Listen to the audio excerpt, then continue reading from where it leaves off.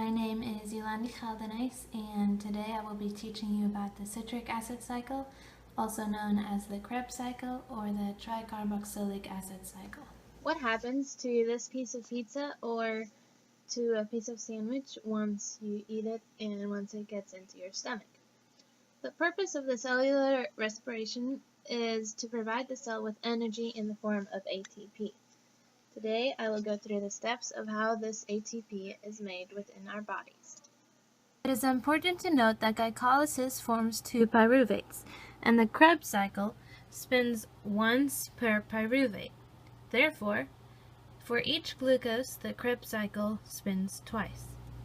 Here is a legend representing all the different molecules you will see in this presentation.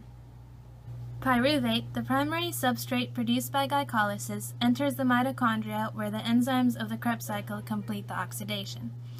It does this with the help of the carrier molecule coenzyme A. During the conversion of pyruvate to acetyl-CoA, carbon dioxide is produced, along with the molecule of NADH, which is the reduction of NAD, which is formed by a hydrogen, which reduces NAD to NADH. The resulting molecule is acetyl-CoA with two carbons as shown here. The first step of the citric acid cycle starts with acetyl-CoA. The two carbons from acetyl-CoA are passed to a four-carbon compound, oxaloacetate, forming citrate, which is a six-carbon compound.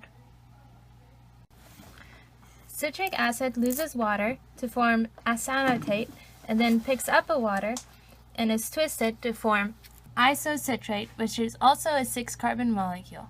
Isocitrate is converted to alpha-ketoglutarate by releasing a carbon dioxide molecule and a hydrogen, which reduces to form NADH. Furthermore, the alpha-ketoglutarate is then converted to succinyl-CoA, a high-energy intermediate.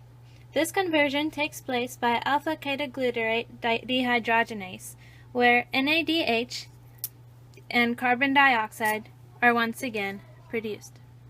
In this reaction, a coenzyme A is added in the carbon dioxide molecule's place. In the fifth reaction of the citric acid cycle, succinyl-CoA is converted to succinate by succinyl-CoA synthetase.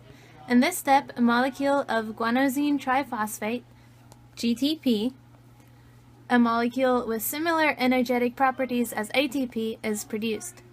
This occurs with the addition of a free phosphate group to a GDP molecule, which is similar to ATP synthesis from ADP. The free phosphate group first attached to the succinyl-CoA molecule, releasing the coenzyme A. After it's attached, it is transferred to GDP to form GTP. Ultimately, this is transformed into ATP, which is energy for the cell, through transferring GTP's third phosphate group to ADP to form ATP. Succinate is then dehydrogenated to form the trans isomer fumarate. This reaction is FAD dependent. FAD is required coenzyme because it is a more powerful oxidizing agent than NAD. FAD is reduced to FADH2, which is this, as fumarate containing a double bond is formed. Water, H2O, is then added to fumarate, eliminating the double bond, and forms malate, the cis isomer, which is also 4-carbon chain. A third NADH is formed during the oxidation of a malate to give oxaloacetate, which is the 4-carbon chain, which we started with in the beginning of this presentation. Oxaloacetate can now join with acetyl-CoA to form a 6-carbon citrate molecule and begin the cycle all over again.